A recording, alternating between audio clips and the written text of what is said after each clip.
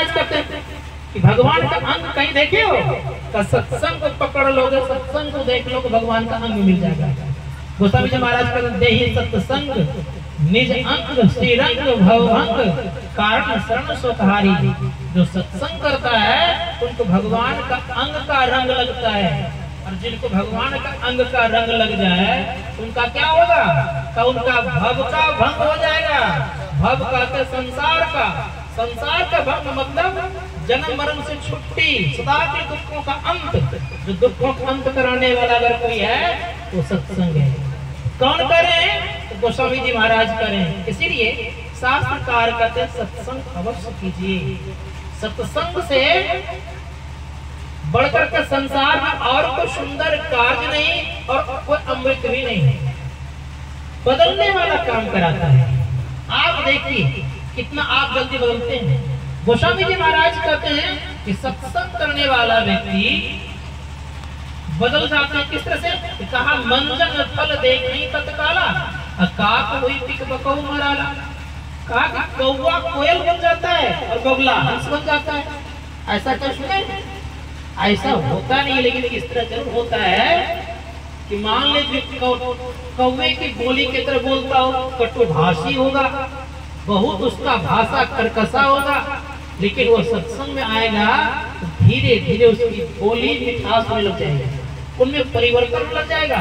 दूसरी बात कह रहे हैं जो हिंसक प्राणी है, जो रात दिन हिंसा करते रहते हैं मन से, वचन से, कर्म से, का वो भी अगर सत्संग में आएगा तो वो भी क्या करते हैं? आप एक नंबर का अहिंसक बन जाएगा। जैसे आपने सुना अभी कि उंगली माल एक नंबर का हिंसक था, 999 व्यक्तियों को मार करके गले में उंगली का माला बना लिया, एक बचा हुआ था और उस दिन अपनी माँ को मार करके अपराध पूरा करने वाले थे। लेकिन याद रखिएगा उनकी माँ पूछती है कि पुत्र अगर आज कोई नहीं आया तब क्या करोगे?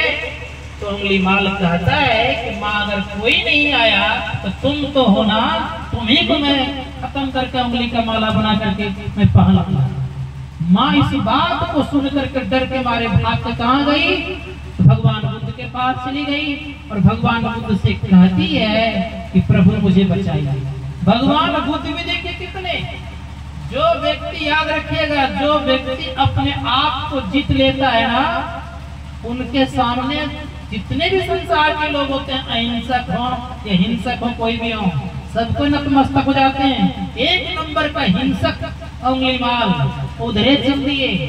उनकी माँ रोक रही है, बड़े प्रेम से कह रही है कि मत जाइए, वो नहीं छोड़ेगा। आज बहुत उग्र हो गया है वो, कब कुछ भी हो जाए मैं जाऊंगा ही। अब चल दिए, अब मंद मंद में चाल में चल रहे हैं, दौड़ करके भी नहीं, एकदम धीरे धीरे चल रहे हैं। धीरे धीरे चाल चलने के बावजूद भी उंगली माल दौड़ दौड़ के आ रहा है, लंबे लंबे छलांग लगा करके आ रहा है। ये सब होने के बावजूद भी याद रखिएगा भगवान बुद्ध के सिर्फ नहीं पहुंच पा रहे हैं। क्या चाल था उनका? संतों ने कहा जो भीतर के चाल को चल लेता है, बाहर के चलने वाले को क्या ताकत कि उनका समय पहुंच जाए। भगवान बुद्ध रुकते हैं और रुक के कहते हैं बड़े प्रेम से कि मैं तो ठहरा हूं, तुम कब ठहरेगा? भगवान बुद्ध ठहरे थे। किस तरह ठहरे हुए थे? संत महात्मा कहते साधारण ठहरना उनका नहीं था। जिन्होंने मन को ठहरा लिया वो सबको ठहरा सकता है, और जिन्होंने मन को चलायमान रखा तो किसी को ठहरा नहीं सकता है। मन को ठहराए हुए थे, इसलिए हिंसक व्यक्ति ठहरता है, सुनते हैं उनके बात को। जब सुनते हैं तो भगवान उंगली माल कहते तुम्हें डरने लगता मेरा? डर तो तुमको लग रहा है, का मुझे कहा का कैसे का देख नहीं रहे हो? तो तुम्हारे हाथ में तलवार है। अरे जिसके हाथ में बंदूक होता है उसको डर लगता है, तुमको तलवार है, तुमको डर लग रहा है, मुझे क्यों डर लगेगा? तुम्हें मृत्यु से कोई मतलब नहीं है का? कोई मतलब नहीं का? मार दो का मार दो। इतने सारे होने के बावजूद भी एक बार भी भगवान बुद्ध नहीं कहते हैं कि तुम मुझे छोड़ दो। मतलब यह कि जिन्होंने अपने आप को जीता है ना, उनको मरने का भय नहीं। अपने आप को जीतने का तरीका क्या है? संतों ने कहा अपने आप को जीतने का तरीका अंदर में कहीं बाहर नहीं है। बाहर बाहर भटकते रहिएगा, अपने आप को नहीं जान सकते। इसीलिए संत महात्मा ने कहा कि अगर जानना चाहते हैं अपने आप को तो अपने अंदर चलिए। अगर अपने अंदर चल लिए तो संबंध तो शरीर से होता है, शरीर के संबंध से लगातार लोगों का नाता है। माता पिता भाई बंधु पति पत्नी जितने भी हैं सारे संबंध किससे हैं? शरीर से हैं। इस शरीर से छूटता सारा संबंध छूट जाता है, लेकिन एक संबंध जो परमात्मा से लग जाता है वो कैसे लगेगा? संतों ने कहा वो संबंध लगेगा तब जब आपकी सुरत सरक जाएगा। किधर? पिंड से ब्रह्मांड की तरफ चलाएगा तब। अगर उससे नाता जुड़ गया तो संसार का तमाम नाता एकदम एक तरह का बना रहेगा, तभी उस नाता में खटास नहीं आएगा। इसलिए शास्त्रकार कहते हैं अगर चाहते हैं जीवन में कि मैं सुखपूर्वक संसार में भी रहूं तो एक बात सदैव याद रखिएगा, परमात्मा से नाता जुड़ के रखिएगा। कैसे नाता जुड़ेगा उनसे? नित्य दिन सत्संग आप करते रहिए। जो सत्संग नित्य दिन करते रहेगा तो सदैव याद रखिएगा अवश्य उनके जीवन में दुख नहीं आएगा। क्यों नहीं आएगा? हमारे यहाँ बहुत से सत्संगीगण हो गए, जिनमें से एक छोटी सी बात सुनाता हूँ। खगड़िया जिला के आसपास की कहानी है। उधर के हमारे सकलदेव का होना स्वामी सकलानंद जी महाराज घर उधर ही है भूमि, तो उधर में गया हुआ था कुछ दिन पहले। बता रहे थे वहां के लोग, कहा बाबा क्या बताऊं, मैं सत्संग में जाती थी लेकिन मेरे पति बड़े उल्टे टाइप के थे, जाने थे। गुरु महाराज को 4 बार याद करी तो जाने के ले जाने के लिए तैयार हो गए, लेकिन करता क्या था, तो गेट देखता सत्संग का वहां वहीं छोड़ देता, उसका चला जाता था। संजोग से ये हो गया, मैं जाता था गुरु महाराज से प्रार्थना यही करती रहती थी कि गुरुदेव किसी तरह से सुधर जाए। लेकिन संजोग ऐसा बन गया, तो जा रहे थे घूम करके कोई ऐसी स्थिति हो गई, उनको बचाने वाला कोई नजर नहीं आए। उन्होंने गुरु महाराज को याद किए, उनको जब बचा दिए उस दिन जानते मेरे पति इतने सत्संगी हो गए जितना मैं उससे ज्यादा हो गए। कहने पर अभिप्राय है कि अगर आप सत्संग करेंगे कितनो बिगड़ा हुआ व्यक्ति रह जाएगा वो सुधर जाएगा। इसीलिए शास्त्रकार कहते हैं सठ सुधराई सत्संगति पारस परस उधा को गोस्वामी जी महाराज कहते हैं कि 60 व्यक्ति भी सुधरता है। किससे? सत्संग के जरिए से, और दूसरा कोई उपाय संसार में नहीं है। इसीलिए आप सदैव याद रखिएगा जो सत्संग करेगा वो सुधरा हुआ एक दिन दिखेगा। दूसरी बात रह गई है, आंख बंद करने में बड़ा आनंद है। याद रखिएगा थोड़ा सा, जो सत्संगी आंख बंद करते हैं बढ़िया से और ठीक ठीक बंद करने जान जाते हैं, तो बता दो थोड़ी सी बात। प्रहलाद जब छोटा था आंख बंद करके बैठा हुआ था, उनकी माँ का नाम था कयादू। चिल्ला चिल्ला के कहने लग गई कि प्रहलाद आओ दूध पी लो। ये बेचारे आंख बंद करके बैठे। अब कयाधु गई उसको उठाने के लिए, जो ही उठाने के लिए गई तो कयाधु का हाथ जल गया। नारद जी बगल में थे, उस गुरु में कहा कि देखिए ना ये क्या कर लिया है, मैं उठाने गया हाथ जल गया मेरा। देवर्षि नारद कहते हैं कि पुत्री तुमको मत उठाया करो, जब आंख बंद करे तो समझ लेना कि उनके अंदर कुछ न कुछ ऊर्जा आती है, इसीलिए उस समय को उठाना कभी नहीं। इतनी शक्ति कैसे आ जाती है? का आंख बंद करने में स्थिति होती है कि जब साधक पिंड से ब्रह्मांड में सरक जाता है उनके अंदर में शक्ति आ जाती है। अगर ऐसी स्थिति अंदर में हो गई तो कितनों बिगड़ा हुआ व्यक्ति रहेगा वो सुधर जाएगा। इसी संत महात्मा कहते हैं उन व्यक्तियों को देखने के बाद सुधर जाएगा। संतों ने कहा इसलिए क्या करना पड़ेगा, रोज आंख बंद किया करिए, मतलब गुरु जुगती से आंख बंद करिए। हरसाई स्वामी जी महाराज कहते गुरु जुगती से ताको गगन में तब झलके एक तारा रे। एक तारा अगर देखना चाहते हैं, ये तारा बाहर का तारा नहीं, भीतर का तारा बड़ा आनंद है। इस तारा में तो देखेंगे तो कुछ नहीं होने वाला है, लेकिन भीतर का तारा जब देखिएगा तो सबसे पहले कैसे देखिएगा, तो संकल्प विकल्प करने वाला मन जो ही समाप्त होगा, जैसे मन और दृष्टि एक हो गई तो आपके अंदर तारा झलकेगा। वह तारा गुरुदेव बतावे ज्योति महल का द्वार है। वो ज्योति महल का द्वार है, उस द्वार में जब चलेंगे ये ज्योति किनका? ज्योति है आपका। उस ज्योति में जब प्रतिष्ठित होता है तो संत महात्मा गण कहते हैं उनको क्या होता है, महर्षि सूत जी महाराज के पास में बैठा हुआ था। उन्होंने कहा ने कृपा की स्पष्ट बता दूं मैं आपको, ऐसे बैठे हुए थे मैं नीचे में, उनका आसन ऊपर में था। मनियारपुर में बता रहा था। मैंने कहा हुजूर जो ज्योति देख लो उनकी क्या स्थिति होती है? उन्होंने कहा ने कृपा की का ज्योति जो देख लेता है जी वो देवताओं से श्रेष्ठ हो जाता है। तो संत मत वो सिखाता है कि आप देवताओं से श्रेष्ठ बन सकते हैं, और जिनको नाद बनता है उन्हीं के वाणी में है। जो अंधकार मंडल में रहता है वो मानव कहलाता है, जो प्रकाश मंडल में होता है वो देव कहलाता है, और जो शब्द को पकड़ लेता है वो ईश्वर हो जाता है, और जो शब्द को पाके तो परमेश्वर हो जाता है। इसलिए संत महात्मा अगर कल्याण चाहते हैं तो हम आपके अंदर में सारी व्यवस्थाएं हैं, तो प्रकाश भी आपका है और शब्द भी आपका है, और इनको पार कर जाएंगे आप तो सबके ऊपर आप हो जाएंगे, मतलब सर्वेश्वर हो जाएंगे। लेकिन सुनना पड़ेगा, हम आपके अंदर में देखने की व्यवस्था भी है और सुनने की व्यवस्था भी है। आप देखते हैं आंख से बड़े प्रेम से दिखाई पड़ती है, लेकिन ये बाहर दिखती है। संतों ने कहा भीतर जिस दिन देखेंगे आपको आनंद लगेगा, और वो सकून और चैन लगेगा जीवन में कि ऐसा सकून और चैन किसी भी पदार्थ में आप नहीं पाया हो। इसलिए अपने अंदर में देखने कला से देखिए, देखते हुए क्या होगा? महर्षि परमहंस जी महाराज कहते हैं कि जो देखता है जीवन में तो क्या होता है? कि प्रथम काला दरसता है, वही फिर श्वेत होता है। श्वेत को जो पकड़ लेता है तो क्या होता है? संतों ने कहा कि जब दृष्टि बिंदु पर जमती है अनहद नाद को पाता है। जब दृष्टि बिंदु पर जम जाए अनहद नाद को पाता है। अनहद नाद को पाने वाला क्या होता है? उसी अनहद नादों को सुनते सुनते, अर्थात पकड़ते पकड़ते क्या होगा? जब साधक उस परमात्मा की आवाज को पकड़ लेगा तो कौन पकड़ेगा? जब तक मन, बुद्धि, चित्त और अहंकार रहेगा तब तक ऐसी स्थिति नहीं होगी।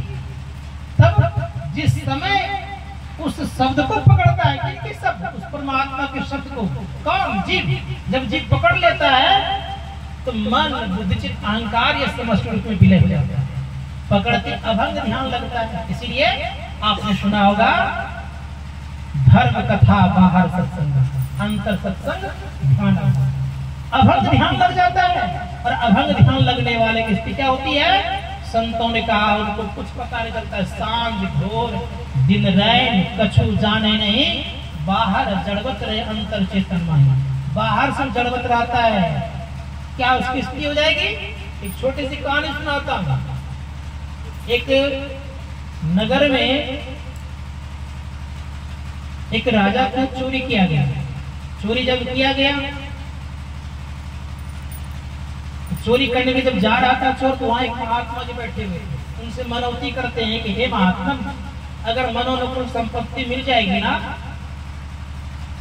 तो मैं आपको जो पहला पुरस्कार मिलेगा मुझे चोरी करने में, वो पहले आप ही को चढ़ा। तो क्या किया? चोरी करने के गया तो सुंदर सा रानी का हार पहले मिल गया उनको। अब हार मिल गया तो क्या करे? वो हार लेकर उधर से आए तो सबसे पहले जो मनोनुकूल से किया था महात्मा जी गले में पहना था। अब वो चले गए धन लेकर के अपने अपने घर। राजा कहता सिपाहियों से चोरों का पता लगा, जंगल वाले दादे घुमा, महात्मा जी आंख बंद करके बैठे हुए थे। गले में देखा सुंदर हार, पहचान देखिए रानी का है। राजा ने कहा था देखो जब तक जानकारी मिलने दो तब तक कुछ करना उसे नहीं, जानकारी दे कुछ करना। सिपाहियों को खबर किया, तब पहुंचा तो खबर। राजा वहां से हाथी पे चढ़ करके आए, कहा देखिए रानी के गले में हार पहना हुआ है, लगता है यही चोरों का सरदार है, रात को चोरी करता है, दिन में आंख बंद करके बैठा हुआ है। महात्मा जी समाधि अवस्था में थे, तो जब उस अवस्था में चले जाते उनको कुछ पता नहीं चलता है क्या हो रहा है क्या हो रहा है। आंख बंद करके बैठे हुए ही हाथी को चढ़ के राजा आया, हाथी उनके शरीर पर चला गया, लेकिन महात्मा जी को कुछ नहीं हुआ। तलवार से पका गया, भाला पका गया, शरीर रहने योग्य नहीं रहा, फिर भी उनको कोई फर्क नहीं। अंत में वो हार पार करके चले गए, थक करके चले गए। जब चले गए तब महात्मा जी अपने चेतना में जब आके देखते शरीर टुकड़ा कमजोर हो गया है, टुकड़े टुकड़े कर दिया है। तो याद रखिए अगर ऐसी अवस्था आ जाएगी तो आपको कोई कितना कष्ट कर देगा तो कुछ पता चलेगा। संतों ने कहा कि अगर कल्याण चाहते हैं तो इसको याद रखिएगा अपने अंदर में क्या करना होगा, चढ़ना पड़ेगा। और चढ़ने के लिए रोज अभ्यास कीजिए। किसका? दृष्टियोग का अभ्यास कीजिए। तो मैं कहने जा रहा था कि संसार में अगर कल्याण चाहते हैं तो अभ्यास कीजिए। तो ये अभंग ध्यान लगने पर सदैव याद रखिएगा, अभंग ध्यान लगने पर लोगों के जीवन में कुछ पता नहीं चलता है। दृष्टि जिनकी ठीक से टिक जाती है, जो उस अवस्था में पहुंच जाते हैं तो बगल में कुछ चिल्लाते रहते हैं, उसकी पता नहीं चलता है। और जिनको वो अवस्था हो तब क्या करेगा, तो दुखों का अंत शरीर में रहते हुए नहीं होता। दुखों का अंत होता है कब? जब शरीर से आप परे हो जाते हैं। तो मतलब शरीर से परे होने का मतलब क्या? जीते जी हो जाना, मरने पर नहीं। मरने पर तो ये गलत बात हो गई। इसीलिए मैं कहना चाहूंगा कि जीते जी अगर कुछ पाना चाहते हैं, हम लोग को रोज सत्संग ध्यान करना चाहिए। तो इसको अभंग ध्यान कहते हैं। गुरु महाराज कहते हैं धर्म कथा बाहर सत्संगा, अंतर सत्संग ध्यान। तो ये कोशिश की जीवन में कि हम इस तरह का ध्यान सत्संग करते रहे। और जो ध्यान सत्संग करते रहेगा तो निश्चित है यहाँ भी बड़े प्रेम से ताली बजाते रहेगा, और यहाँ के जाने के बाद भी ताली बजाते रहेगा। यह घर भी बड़ा सुखद होगा। यहाँ भी जब आएंगे तो खूब आदर करेंगे आपका। माता पिता तो करेंगे ही, भाई और भौजाई भी आपकी आदर करेंगे, क्योंकि आप निर्लेप की तरह दिखेंगे। क्योंकि भजन ध्यान करने वाला तो कोई चीज की आसक्ति नहीं होती, धीरे धीरे अनासक्त होते जाता है। यहाँ भी आदर आपका होगा और वहाँ भी, क्योंकि संत महात्मा जन कहते हैं भजन ध्यान करने वाला का सब जगह कुछ होता है। तो मैं अवश्य कहना चाहूंगा कि भजन ध्यान करते हुए रहेंगे। मैं गुरु महाराज से प्रार्थना करता हूँ, आप गुरु भक्ति है भी, गुरु महाराज से आपने शिक्षा ली है, उसको जीवन में उतार के रखो, कभी छोड़िएगा नहीं। इतना भरोसा में जरूर है सुश्री स्वाति पर।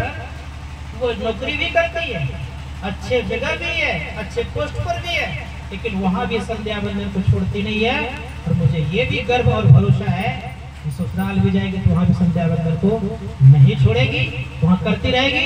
इन्हीं शुभकामनाओं के साथ में परम एक छोटी सी कहानी सुनाता हूँ। देखना है रुख। क्या देखना है रुख? रुख से तात्पर्य है उनके विचारों को देखना है। जैसे कभी कभी सहने वाला लाता है। संत कबीर साहब यहाँ लोई रहती थी, उनके एक सेठ जी आ गए सोने का मोहर का थैला लेकर के बड़े प्रेम से। ये कहानी में एक बार कभी और सुनाया था। सोने का मोहर का थैला लेकर के आ गए तो क्या रख दिए उनके आगे, कबीर साहब के आगे, और कहा कि मुझे उपदेश कर दीजिए। उपदेश चाहिए, कहाँ? बैठ जाइए। कबीर साहब ताना बाना का काम करते थे, चादर बुनाई करते थे। तो क्या क्या उन्होंने जानते हैं? लोई से कहते हैं लोई एक लालटेन जला के लेते हैं ना, तो रात नहीं थी दिन था। जैसे का लालटेन जला करके ले आना तो लोई बेचारी चुपचाप क्या करती है, लालटेन जला करके आगे रख देती है। अब उस सेठ जी जो थे, उस सेठ जी सोचते हैं कहाँ में आ गए। सोचा था कि ज्ञानी व्यक्ति है तो मूर्खों के पास में आ गया, और वो भी मूर्खी है और ये भी मूर्खा है, दोनों की एक ही हालत है, दोनों एक ही तरह के हैं। तो अच्छा दोबारा देखता कुछ होगा तो फिर बात करूंगा। इतने में भोजन करने का समय हो गया। इतना नमक दिया हुआ था भोजन में, एक और भी सेठ जी के मुंह में नहीं गया। कबीर साहब बड़े प्रेम से खूब बढ़िया से खा करके कहते हैं कि अब ठीक ठाक है ना आप? तो उपदेश कुछ कर दिया। मैं उपदेश तक कर दिया। क्या उपदेश आपने किया? आपने देखा नहीं कि मैंने कहा लोहे को लालटेन जला के ले आ देना, फट से ला दी। उसने बहुत नमक ने डाल दी थी, तो मैंने एक शब्द बोला नहीं, जब खा लिया। अगर ऐसे अगर करेंगे तो निश्चित याद रखिएगा दाम्पत्य जीवन में कभी खट्टास नहीं आएगा। लेकिन अगर जहाँ नुक्ता चीनी करिएगा, समझते हैं ना? नहीं समझते हैं? नुक्ता चीनी जहाँ करिएगा वहाँ खट्टास आ जाता है। इसीलिए कोशिश कीजिए, रुख देख लीजिए क्या चाहिए, मांगना हो तब मांगना, ये देखना है क्या लेना उनसे वो देख लीजिए। और हर वक्त अगर मांगते रहिएगा, मान ले कहीं से अगर आज करके लंबा चौड़ाया है, माथा में थोड़ा टेंशन है, उस समय अगर कुछ बोलिएगा तो क्या होगा? तो क्रोध आएगा। तो क्रोध आने से क्या होता है, बात बढ़ जाती है। इसीलिए सदैव याद रखिएगा, लकड़ी को माटने से क्या होता है, चिकनाहट होती है, बात को छीलने से रुखड़ाहट होती है। याद रखिएगा इसको सदैव, लकड़ी को जितना छीलिएगा उतना चिकनाहट होगी, अब बात को जितना छीलिएगा उतना क्या होगा, रुखड़ाहट होगी। तो ये बात जो जीवन में धारण कर लेता है तो यहाँ भी सुखी रहता है, और सदैव लक्ष्य रखिए परमात्मा का भजन करने पर, ऐसी स्थिति अगर बनी रहेगी, यहाँ भी सुखी वहाँ भी सुखी।